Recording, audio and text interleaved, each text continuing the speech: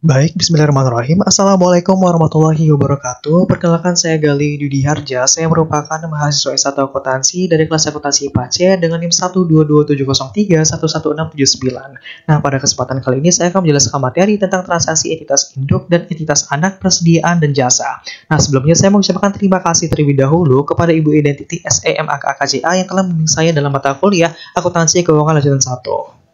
Baik, sebelum kita melangkah lebih jauh lagi ke dalam materi kita pada kesempatan kali ini, pertama-tama kita harus lebih dahulu mengetahui hubungan antara entitas induk dan juga entitas anak ketika terjadi transaksi. Nah, apabila terjadi transaksi penjualan antara entitas induk kepada entitas anak ataupun dari atas ke bawah, maka ini disebut sebagai transaksi hulu ataupun downstream, ataupun dia disebut sebagai ke bawah. Nah, apabila terjadi sebaliknya, yaitu terjadi transaksi jual antara entitas anak kepada entitas induk misalnya, maka ini disebut sebagai transaksi hilir ataupun upstream, yaitu ke atas. Nah, apabila terjadi transaksi jual beli antara entitas anak A dan juga entitas anak B misalnya, maka ini disebut sebagai transaksi lateral. Nah, sekarang kita akan langsung masuk ke dalam satu soal, di mana di sini PT Palapa atau PTP memiliki 100% saham PT Samudra ataupun PTS, di mana PTP merupakan entitas induk, sementara PTS merupakan entitas anak. Sehingga dapat kita simpulkan bahwasanya transaksi yang terjadi merupakan transaksi hulu ataupun transaksi downstream. Nah, selama tahun 2020 terdapat transaksi penjualan persediaan oleh PTP ke PTS sebesar 10 juta rupiah. Beban pokok penjualan yang dibukukan PTP terkait transaksi penjualan tersebut adalah 6 juta rupiah. Bagaimana pencatatan jurnal yang harus dibuat PTP saat penyusunan laporan keuangan konsolidasian 2020 jika terdapat 3 skenario? Skenario yang pertama adalah seluruh persediaan yang diperoleh dari PTP telah terjual seharga 16 juta rupiah, sedangkan skenario yang kedua adalah seluruh persediaan yang diperoleh dari PTP belum terjual, dan skenario yang ketiga adalah sebanyak 75% dari persediaan yang diperoleh dari PTP terjual seharga 12 juta rupiah. Ayo kita masuk dalam skenario 1, di mana seluruh persediaan terjual. Bisa kita lihat pada gambar berikut ini bahwasanya PT Palapa itu memiliki persediaan 6 juta rupiah. Kemudian ia menjualnya kembali kepada PT Samudra dengan harga 10 juta rupiah. Sehingga bisa kita tulis bahwasanya penjualan 10 juta rupiah dengan beban pokok penjualan 6 juta rupiah didapatkanlah laba kotor 4 juta rupiah. PT Samudra sendiri membeli persediaan dari PT Palapa yang merupakan entitas induknya sendiri dengan harga 10 juta rupiah dan kemudian menjualnya kembali kepada PT non-afiliasi sekitar 16 juta rupiah. Sehingga penjualannya 16 juta rupiah dengan beban pokok penjualan 10 juta rupiah didapatkan laba kotor dari PT Samudra itu 6 juta rupiah. Nah, kemudian bisa kita lihat bahwasanya penjualan sebelum konsolidasi didapatkan dari penjumlahan antara penjualan PT Palapa dan juga PT Samudra, yaitu 10 juta rupiah ditambah 16 juta rupiah, yaitu 26 juta rupiah. Begitu juga dengan beban pokok penjualan sebelum konsolidasi didapatkan dari penjumlahan antara 6 juta rupiah ditambah 10 juta rupiah, yaitu 16 juta rupiah. Nah, untuk laba kotor sebelum konsolidasi didapatkan dari pengurangan antara penjualan dikurangi dengan beban pokok penjualan, yaitu 26 juta rupiah dikurang 16 juta rupiah, yaitu 10 juta rupiah. Nah, perlu kita ketahui bahwasanya PT Palapa merupakan berafiliasi dengan PT Samudra, yang artinya adalah kedua entitas ini merupakan satu entitas yang sama. Sehingga ketika terjadi transaksi antara kedua ini, kita tidak perlu mencatat jurnalnya atau bisa kita lakukan eliminasi. Nah, di sini eliminasi yang terjadi adalah penjualannya kita eliminasi ya. Penjualan terjadi antara PT Palapa dan juga PT Samudra, dan juga beban pokok penjualan yang terjadi antara PT Samudra dan juga PT Palapa itu dieliminasi saja. Sehingga didapatkanlah konsolidasi sekitar sebelum konsolidasi kurang eliminasi, yaitu 26 juta rupiah dikurang 10 juta rupiah, yaitu 16 juta rupiah. Kemudian beban pokok penjualan juga sama, yaitu 16 juta rupiah dikurang 10 juta rupiah, yaitu 6 juta rupiah. Sehingga dapatkanlah laba kotor kita 16 juta dikurang 6 juta, yaitu 10 juta rupiah. Nah, kita akan masuk ataupun mencatat jurnal eliminasinya seperti ini. Penjualan itu kan biasanya masuk ke dalam akun kredit, namun dikarenakan ini merupakan jurnal eliminasi, maka penjualan itu dimasukkan di dalam akun debit. Begitu juga sebaliknya dengan beban pokok penjualan. Beban pokok penjualan pada dasarnya itu merupakan akun debit, namun dikarenakan ini merupakan jurnal eliminasi, maka dimasukkan ke dalam akun kredit. Sehingga dapat kita simpulkan bahwasanya jurnal yang kita miliki dalam transaksi kali ini adalah penjualan pada beban pokok penjualan, yaitu sekitar 10 juta rupiah. Sekarang kita masuk ke dalam skenario kedua, di mana seluruh persediaan belum terjual. Bisa kita lihat pada gambar berikut ini bahwasanya PT Palapa itu telah membeli persediaan sekitar 6 juta rupiah, kemudian menjualnya kembali kepada PT Samudra sekitar 10 juta rupiah. Maka PT Palapa mencatat akun penjualannya 10 juta rupiah dan kemudian beban pokok penjualannya 6 juta rupiah, sehingga dapatkan laba kotor sekitar 4 juta rupiah. Dikarenakan PT Samudra sendiri belum menjual ataupun belum menghabiskan persediaan yang miliki yang telah dibelinya dari PT Palapa sekitar 10 juta rupiah, maka PT Samudra tidak mencatat sama sekali penjualan, beban pokok penjualan juga laba kotor yang belum sama sekali terjadi tersebut.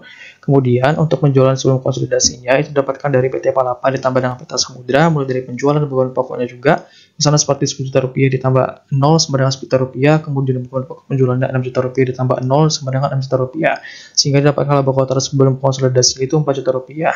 Nah, kemudian karena PT Palapa dan juga PT Samudra merupakan satu entitas yang sama, maka akan dieliminasi jurnal-jurnal yang ada di sana, di mana penjualan yang terjadi 10 juta rupiah itu dieliminasi, kemudian beban pokok penjualannya 6 juta rupiah ini juga akan dieliminasi, sehingga konsolidasi yang terjadi itu adalah 0 rupiah. Nah, karena keuntungan sebesar 4 juta rupiah pada skenario ini belum terrealisasi karena persediaan belum terjual sepenuhnya, maka jurnal penangguhan keuntungannya itu adalah bagian laba atas entitas anak pada entitas anak yaitu 4 juta rupiah. Di mana di sini karena PT Palapa merupakan PT yang memiliki 75% kepemilikan, maka di sini kita menulis jurnal penangguhannya menggunakan metode ekuitas. Kemudian kita masuk ke dalam jurnal eliminasi, itu penjualan pada beban pokok penjualan dan juga persediaan. Penjualannya 10 juta rupiah, beban pokok penjualannya sekitar 6 juta rupiah, dan juga persediaannya 4 juta rupiah. Dan semua angka ini didapat dari tabel perhitungan jurnal eliminasi tadi. Baik, sekarang kita akan masuk ke dalam skenario ketiga, yaitu sebagian persediaan terjual, di mana di sini PT Palapa itu memiliki persediaan sekitar 6 juta rupiah, kemudian dia menjualnya kembali kepada PT Samudra sekitar 10 juta rupiah. Nah, di sini telah tercatat di akunnya penjualan sekitar 10 juta rupiah PT Palapa, kemudian beban pokok penjualan PT Palapa sekitar 6 juta rupiah, sehingga didapatkan laba kotor dari PT Palapa itu sekitar 10 juta rupiah dikurang 6 juta rupiah, yaitu sekitar 4 juta rupiah. Nah, untuk PT Samudra sendiri itu telah membeli persediaan dari PT Palapa sekitar 10 juta rupiah. Namun dikarenakan memang penjualan yang diberikan dari PT Samudra kepada PT afiliasi itu hanya sekitar 75%-nya saja, artinya adalah PT Samudra itu hanya menggunakan 75% dari 10 juta persediaan ini. Maka dapatlah hasil 75% dikali 10 juta yaitu 7.500.000 rupiah. Sementara untuk penjualan tetap dikasih ataupun diberi 12 juta rupiah dari sini. Nah, kemudian untuk penjualan sebelum konsolidasinya itu didapatkan dari penjumlahan PT Palapa ditambah dengan penjualan PT Samudra, yaitu 10 juta rupiah ditambah 12 juta rupiah, yaitu 22 juta rupiah. Kemudian untuk beban pokok penjualan PT Palapa itu ditambah juga dengan beban pokok penjualan PT Samudra, didapatkanlah beban pokok penjualan sebelum konsolidasi yaitu 13.500.000 rupiah. Nah, untuk laba kotor sebelum konsolidasi itu dari hasil pengurangan 22 juta rupiah penjualan dikurangi dengan 13.500.000 rupiah dari beban pokok penjualan sebelum konsolidasi, dapatkanlah 8.500.000 rupiah. Nah, untuk eliminasi ini 10 juta rupiah ini didapatkan dari transaksi dari penjualan ini dari PT Palapa kepada PT Samudra sekitar 10 juta rupiah di sini. Maka dieliminasi di sini. Kenapa dieliminasi? Karena PT Samudra dan juga PT Palapa merupakan satu entitas yang sama. Nah, dari mana sih dapat angka 9 juta rupiah ini? Angka 9 juta rupiah ini didapatkan dari 75% dikali dengan 6 juta rupiah. Nah, itu didapatkanlah hasil dari yaitu sekitar 4.500.000 rupiah. Nah, 4.500.000 rupiah ini itu kita kurangin dengan ini di siang ini beban pokok penjualan konsolidasi dapatlah angka 9 juta rupiah ini seperti itu. Maka dari itu laba kotor eliminasinya itu sekitar 10 juta rupiah dikurang 9 juta rupiah dapat 1 juta rupiah. Nah, maka dari itu untuk penjualan konsolidasinya itu bisa kita kurangin saja antara penjualan sebelum konsolidasi 22.500.000 rupiah ini kita kurangi dengan 10 juta rupiah dapat hasilnya itu 12 juta rupiah. Begitu juga dengan beban pokok penjualan sebelum konsolidasi kita kurangi juga dengan eliminasi 9 juta rupiah dapat hasil 4.500.000 rupiah. Dan begitu juga dengan laba kotornya seperti itu. Dari 8.500.000 rupiah laba kotor sebelum konsolidasi dikurang eliminasi itu 7.500.000 rupiah. Nah, keuntungan penjualan yang belum terrealisasi itu sebesar 1 juta rupiah yaitu 25%. Karena kan tadi sudah terpakai ya 70% di sini. Kan sisanya sekarang itu tinggal 25% lagi. Nah, 25% itu dikali dengan 4 juta rupiah. Nah, dapatlah di sini untuk jurnal penangguhannya yaitu bagian laba atas entitas anak pada investasi pada entitas anak yaitu sekitar 1 juta rupiah. Kemudian untuk jurnal eliminasinya yaitu dari penjualan ini di debit, kemudian beban pokok penjualannya ini, kemudian persediaannya di sini. Artinya penjualan pada beban pokok penjualan dan juga persediaan yaitu 10 juta rupiah, 9 juta rupiah dan juga 1 juta rupiah. Nah, di sini sekarang kita masuk ke dalam transaksi hulu penjualan persediaan. Di sini ada neraca saldo per 31 Desember 2020. Ini merupakan keterangan dari soal yang akan kita gunakan nantinya. Kemudian di sini ada informasi tambahan, yaitu PT Nusantara telah melakukan pembelian 75% saham PT Andalas pada 1 Januari 2020 sebesar nilai bukunya itu 200 juta rupiah. Nilai wajar kepentingan dan pengendali sama dengan nilai bukunya yaitu 300 juta rupiah. Di sini karena kita melakukan ataupun PT Nusantara melakukan pembelian 75% saham PT Andalas pada 1 Januari, maka kita akan mencatat jurnalnya, yaitu investasi pada PT Andalas 900 juta rupiah, pada kas 900 juta rupiah. Nah, kenapa sih investasi pada PT Andalas ini masuk ke dalam akun debit?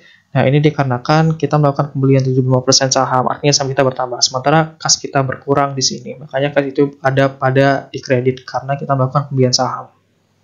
Kemudian di sini kita ada informasi tambahan kedua, di mana selama tahun 2020 PT Andalas melaporkan perolehan laba neto sebesar 200 juta rupiah. Nah, tentunya sebagai PT Nusantara yang telah memiliki 75% saham itu akan melakukan pencatatannya, yaitu dengan cara metode ekuitas. Nah, gimana sih perhitungannya? Jadi kan kita punya saham ini 75%, kemudian kita kalikan dengan 200 juta rupiah laba neto ini, maka didapatkanlah angka 150 juta rupiah di sini. Nah, untuk akunnya itu investasi pada PT Andalas sekitar 150 juta rupiah, pada bagian laba atas PT Andalas 150 juta rupiah. Ini merupakan metode penulisan akun jurnal metode ekuitas karena memang pada dasarnya PT Nusantara memiliki saham lebih dari 75% sehingga menggunakan metode ekuitas.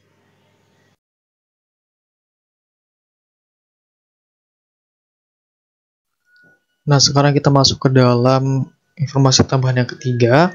Di sini dalam transaksi penjualan dilakukan oleh PT Nusantara terdapat penjualan kepada PT Andalas sebesar 100 juta rupiah dengan beban pokok penjualan sebesar 40 juta rupiah. Nah, sebagai PT Nusantara kita akan mencatatnya pada 1 Januari 2020, yaitu bagian laba atas PT Andalas 60 juta rupiah, dan kemudian pada di sisi kreditnya itu investasi pada PT Andalas 60 juta rupiah juga. Nah, dari mana sih dapat angka 60 juta rupiah ini? Ini didapatkan dari pencatatan keuntungan transaksi hulu sebelum realisasi, yaitu 100 juta rupiah yang di sini tadi, kemudian dikurangi dengan 10 juta rupiah, sehingga dapat hasil 60 juta rupiah.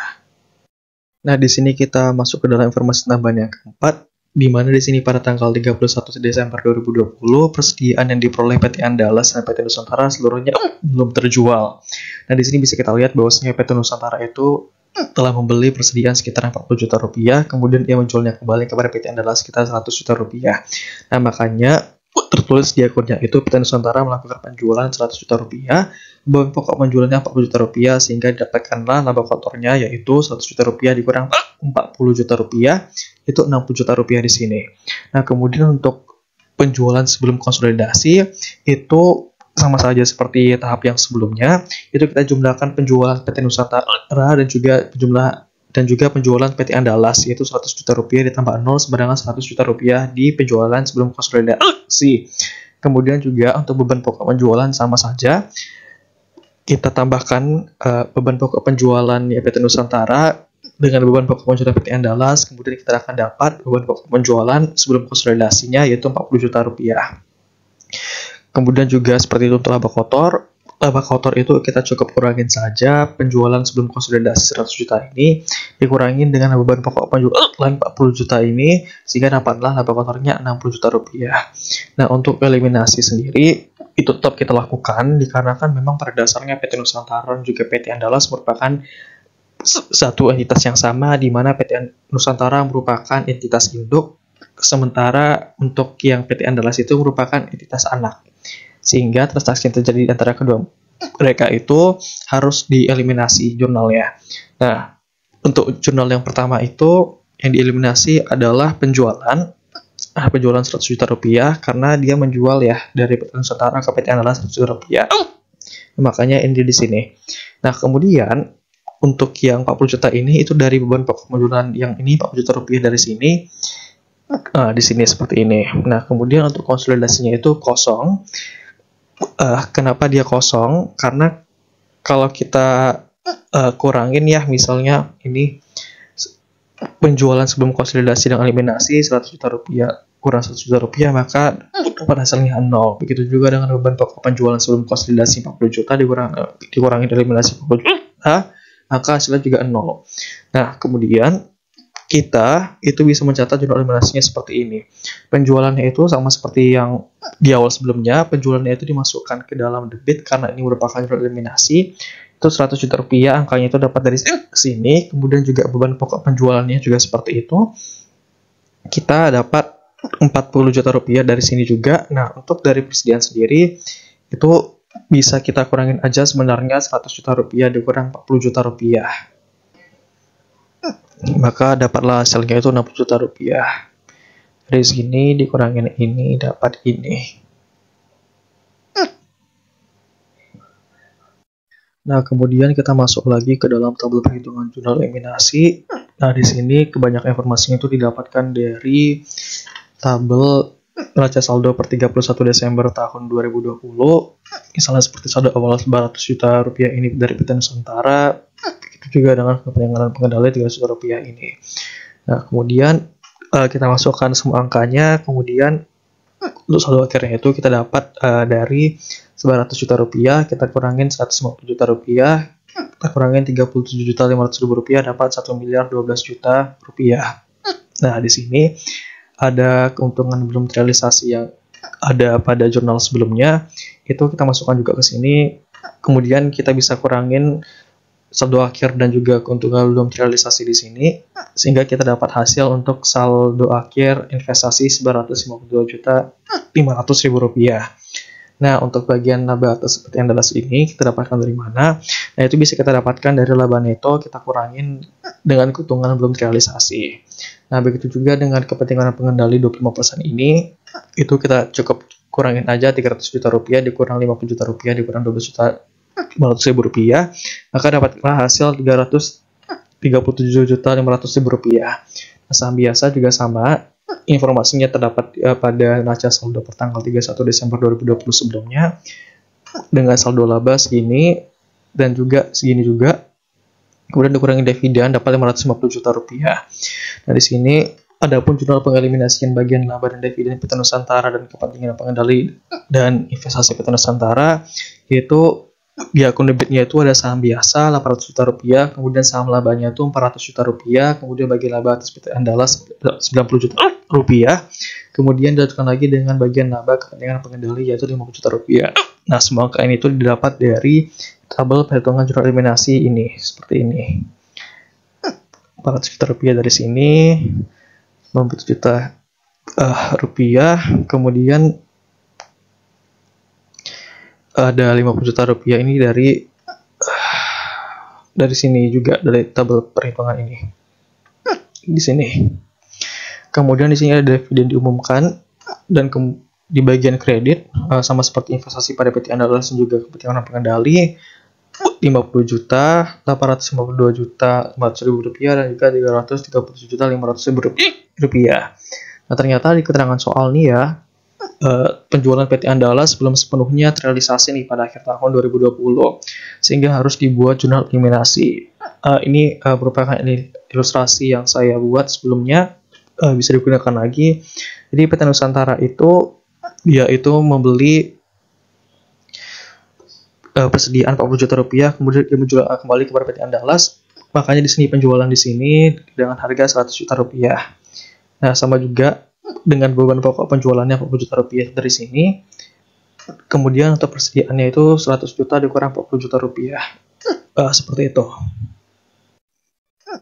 Nah, berikut ini adalah kertas kerja konsolidasian pada tahun 2020. Di sini ada data yang kita dapatkan sebelumnya dari neraca saldo per 31 Desember 2020 yang sebelumnya ditunjukin. Kemudian di sini ada jurnal eliminasinya juga yang didapatkan dari hasil perhitungan yang sebelumnya, yaitu hasil perhitungan tabel jurnal eliminasi. Nah, kemudian untuk konsolidasiannya itu kita cukup tambahkan aja. Misalnya nih untuk PT Nusantara ditambah dengan PT Andalas nih untuk hasilnya secara kas, udah kita tambahkan, maka dapatlah hasilnya ini 1.667.500.000 rupiah.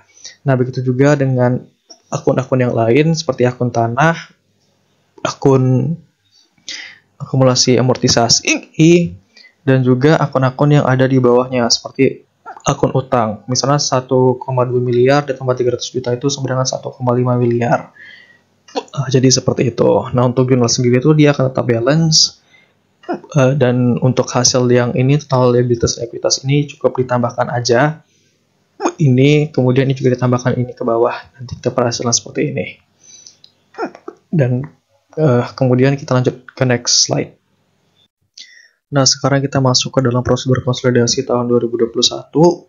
Di sini pada periode berikutnya 2021 PT Andalas melaporkan perolehan laba neto sebesar 250 juta rupiah. Nah, di sini kita menggunakan metode ekuitas dikarenakan saham yang kita miliki itu lebih dari 75%. Jadi, itu akunnya adalah investasi pada PT Andalas pada bagian laba atas PT Andalas. Nah, dari mana sih dapat angka 110.500.000 rupiah ini? Nah, kita kan udah tahu tadi itu kita menggunakan metode ekuitas, yang artinya adalah kepemilikan kita di atas 50%. Nah, sementara di soal-soal sebelumnya itu dijelaskan bahwasanya kita memiliki 75% saham atas PT Andalas. Maka dari itu 75% ini kita kalikan dengan 250 juta, dapatlah hasilnya segini. 180.500.000 rupiah. Nah, kemudian kita mengumumkan, kemudian ada pengumuman pembagian dividen sebesar 100 juta rupiah di sini. Nah, karena kita memiliki 75% saham, artinya kita mendapatkan 75% dari dividennya. Kas kita bertambah, maka akunnya kas pada investasi pada PT Andalas yaitu 100 rupiah kali 75% yaitu 75 juta rupiah di sini. Nah, kemudian di sini kita masuk ke dalam prosedur konsolidasi pada tahun kedua 2021. Nah, pada periode berikutnya 2021, PT Andalas melaporkan perolehan laba neto sebesar 250 juta rupiah. Nah, mengumumkan pembagian dividen 100 juta rupiah. Ini masih sama seperti soal yang sebelumnya.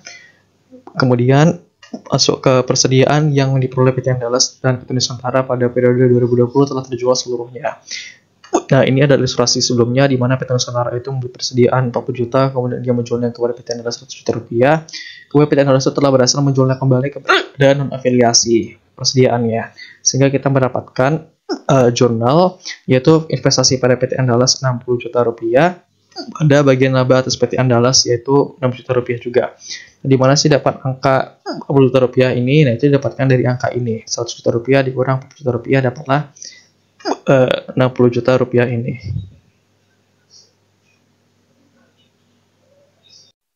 Nah, kemudian kita masuk ke dalam perhitungan jurnal eliminasi, di mana di sini PT Nusantara 5%, kemudian 5% sama dengan saham biasa dan juga saldo laba. Nah, untuk perhitungan angka-angkanya itu sebenarnya sama saja didapatkan dari neraca saldo, namun disesuaikan juga dengan jurnal kita. Untuk perhitungannya sama saja, jadi akan saya skip untuk penjelasan materi ini. Nah, ini untuk perhitungan nilai tercatat atau perhitungan jurnalnya. Ini sebenarnya sama saja dengan yang sebelumnya. Tidak ada perbedaan. Perbedaannya hanya angka saja, dan angkanya didapatkan dari perhitungan jurnal eliminasi yang di slide sebelumnya. Nah, di sini kita memiliki akun debitnya itu saham biasa, saldo laba, bagian laba atas PT Andalas, kemudian bagian laba kepentingan pengendali dengan angka masing-masing 400 juta rupiah, 550 juta rupiah, 240 juta 200.000 rupiah, dan juga 62 juta 500.000 rupiah. Nah, untuk di akun kreditnya itu ada dividen diumumkan, investasi pada PT Andalas, juga kepentingan pengendali 100.000 rupiah, 1.185 juta 500.000 rupiah, dan juga 375 juta rupiah.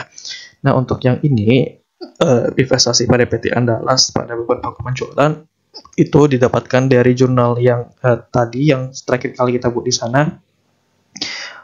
Sebelumnya itu dapat dari 100 juta rupiah, kita kurang dengan 40 juta rupiah, maka dapat hasil ini.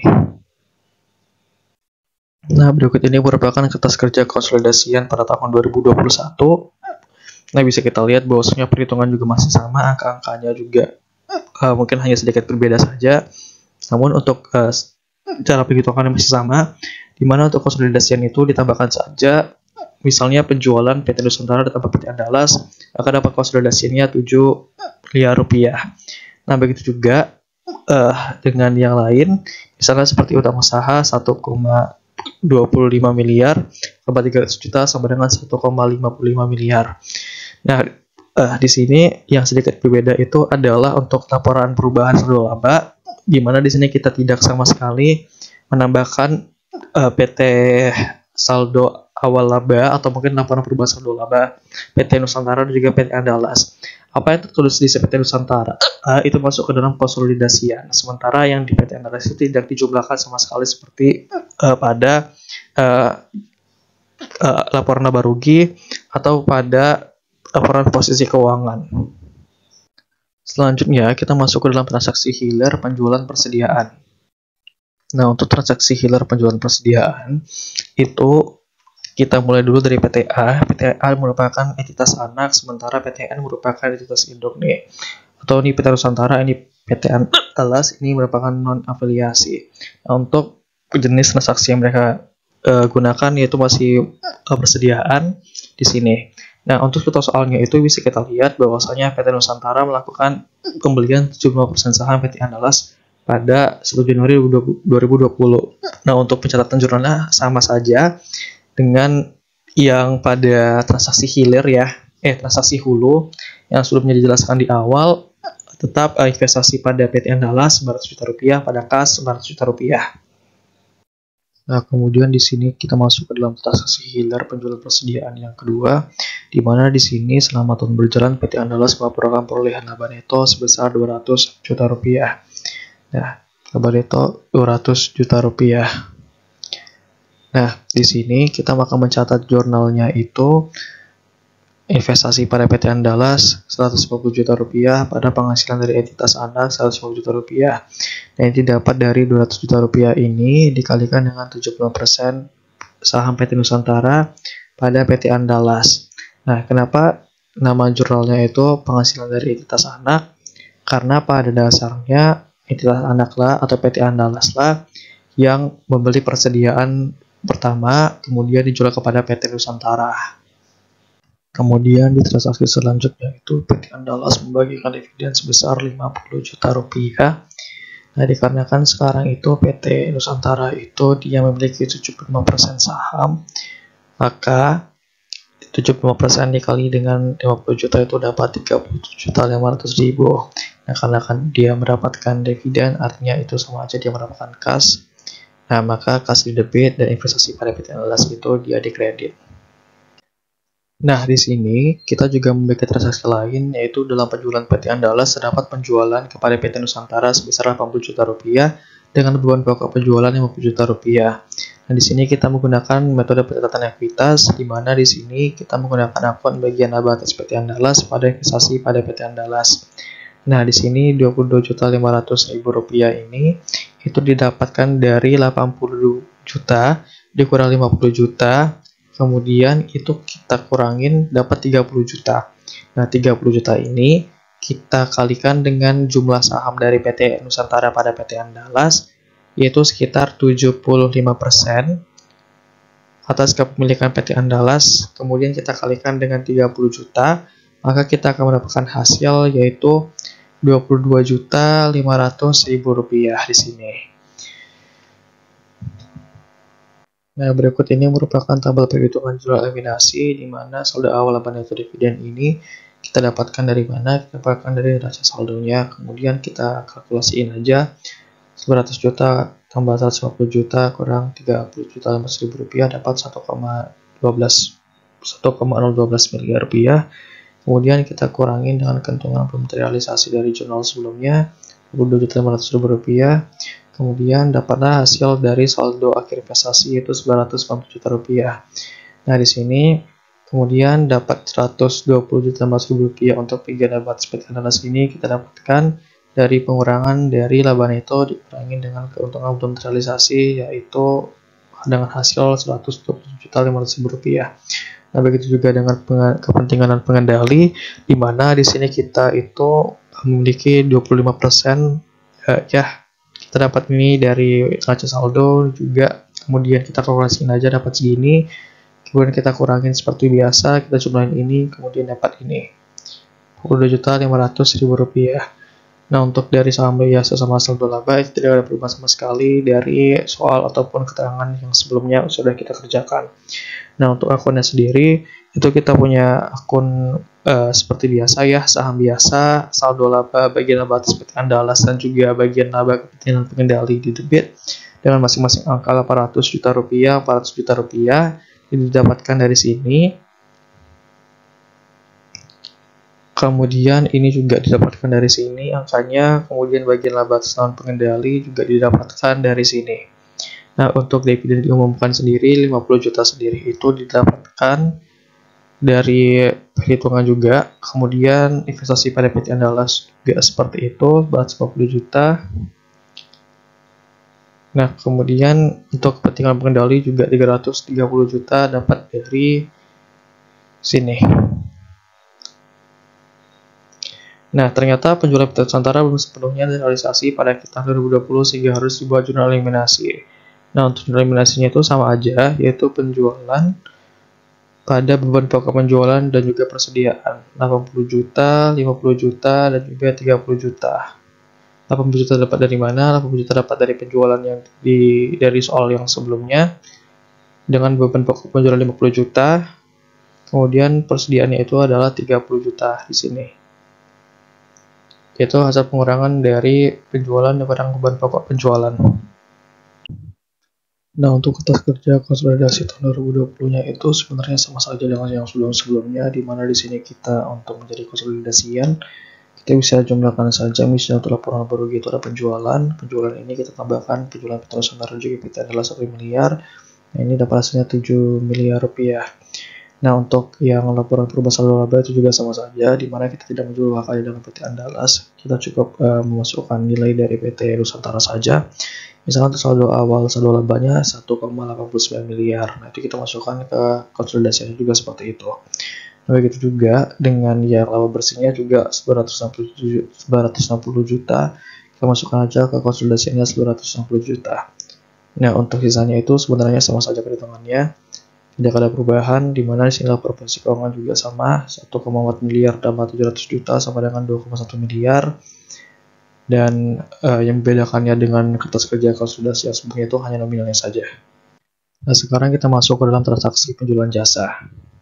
Nah, di sini kita masuk ke dalam transaksi penjualan jasa itu hampir sama saja dengan yang persediaan. Di persediaan juga dibagi menjadi dua ya, yaitu antara entitas induk dan juga entitas anak. Jadi induk bisa menggunakan jasa entitas anak dan anak juga bisa menggunakan jasa entitas induk. Nah, itu eliminasi itu tergantung dari dampak transaksi yang dilakukan oleh kedua entitas tersebut. Nah, dalam transaksi penjualan jasa, pendapatan jasa yang diakui oleh entitas induk atau entitas anak akan menjadi beban anak atau entitas induk pada nilai yang sama, sehingga tidak terdapat keuntungan yang belum terrealisasi atas transaksi tersebut. Nah, apabila kita menarik pada transaksi persediaan, kita bisa lihat bahwasanya misalnya nih untuk yang persediaan bahwasanya anak ini membeli pada induk. Kemudian induk anak ini tidak bisa menjual kepada non-afiliasi, sehingga tentunya pasti akan ada keuntungan yang belum terrealisasi. Sementara itu kalau misalnya untuk yang di jasa tidak akan mungkin seperti itu, karena yang ditawarkan adalah jasa. Ketika misalnya nih anak itu membeli jasa dari induk, ya jasa tersebut hanya bisa dinikmati oleh anaknya saja, tidak bisa dijual kembali kepada entitas non-afiliasi. Makanya pada transaksi penjualan jasa itu tidak ada yang namanya keuntungan yang belum terrealisasi. Nah, untuk contoh soalnya adalah PT Palapa atau PTP memiliki 100% saham PT Samudra atau PTS pada Desember 2020. PTP memberikan jasa perawatan mesin kepada PTS sebesar 20 juta rupiah. Nah, tagihan dikirimkan pada 25 Desember tahun 2020. Nah, di sini kita catat jurnalnya itu piutang usaha pada pendapatan usaha sebanyak 20 juta rupiah. Ini untuk mencatat bahwasannya PTP itu memberikan jasa kepada PTS sebesar 20 juta rupiah. Jadi dia bayarnya tidak secara cash tapi melalui utang. Jadi si PTS ini berutang kepada PTP sehingga PTP mencatat sebagai piutang. Dan ini masuk ke dalam pendapatan usaha. Sementara itu PTS akan membuat jurnal sebagai berikut nih. PTS akan membuat jurnal beban perawatan pada utang usaha. Nah, dikarenakan tadi akunnya punya si PTN itu adalah piutang, maka si PTS adalah utang. Di sini utang mereka bertambah, makanya dia dikredit. Sementara beban perawatan tetap di debit seperti biasa karena beban. Nah, pendapatan jasa yang diakui oleh PTP harus dieliminasi karena pendapatan tersebut diperoleh dari entitas anaknya sendiri, yaitu PTS. Sedangkan dari sisi PTS, beban perawatan juga harus dieliminasi karena manfaat atas beban tersebut diperoleh dari entitas induk, sehingga jurnal eliminasi dibuat oleh sebagai berikut. Nah, ini PTP itu dia mengeliminasi pendapatan jasanya. Kan tadi pendapatan itu kita masukkan di kredit ya, karena sekarang itu dieliminasi, dia dimasukkan kembali ke debit, sama seperti konsep yang di persediaan sebelumnya. Kemudian bebannya juga yang harusnya di debit kita ubah menjadi di kredit karena ini jurnal eliminasi. Nah, kemudian di sini dari sudut pandang konsolidasi, PTP dan PTS merupakan satu kesatuan sehingga utang piutang di antara kedua perusahaan harus dieliminasi. Jurnal eliminasi dibuat oleh mereka sebagai berikut. Nah, utang usaha kan tadi di sini di kredit ya. Karena kita dieliminasi, jadi dia di kredit di sini. Nah, kredit. Nah, begitu juga dengan yang piutang usaha. Piutang usaha kan tadi sebelumnya itu di debit ya dari PT Nusantara. Nah, di sini kita catat aja sebagai kredit di sini. PT Nusantara dari PT Palapa di debit. Kalau di sini karena dia jurnal eliminasi diubah menjadi kredit dengan nominal yang sama yaitu 20 juta. Nah, overall untuk perhitungan jurnal eliminasi dan juga konsolidasinya, kita kerja konsolidasinya itu hampir sama dengan persediaan. Maka dari itu saya akhiri presentasi saya ataupun penjelasan materi saya terkait hal ini. Kurang lebih mohon maaf. Assalamualaikum warahmatullahi wabarakatuh. Terima kasih.